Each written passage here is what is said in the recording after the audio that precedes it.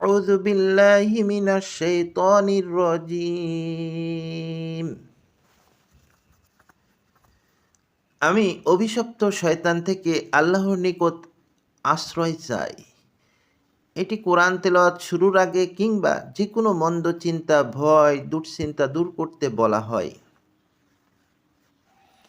ইসলামী বাক্যগুলো মূলত আধ্যাত্মিক, তবে বৈজ্ঞানিকভাবে এর কিছু মনস্তাত্ত্বিক ব্যাখ্যা করা যায়।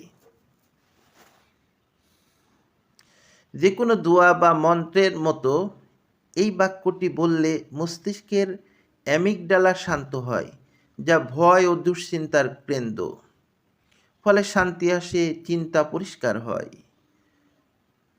মাইন্ড রিসেট, কগনিটিভ রিসেট, এটি বলা মানে নিজের মনকে বলা, নেতিবাচক চিন্তা বাদ দাও, ভালো দিকে মন দাও।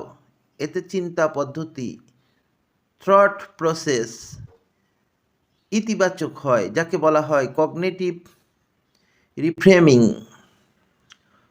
ফোকাস বৃদ্ধি, কোনো কাজের আগে, বিশেষ করে কোরআন পড়ার আগে এটি বললে মনোযোগ বাড়ে।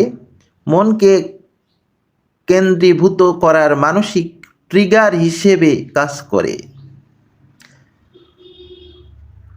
শয়তান এখানে মনোবিজ্ঞানে বোঝায় নেতিবাচক প্রবৃত্তি বা ইম্পালস, যেমন রাগ, হিংসা, ভুল সিদ্ধান্ত, ক্ষতি করার চিন্তা।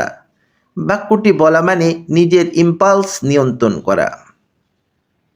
ধর্মীয় দৃষ্টিতে এটি আল্লাহর কাছে আশ্রয় প্রার্থনা, আর বৈজ্ঞানিকভাবে এটি মানসিক শান্তি, নিয়ন্ত্রণ ও ফোকাস তৈরির একটি শক্তিশালী মনস্তাত্ত্বিক প্র্যাকটিস।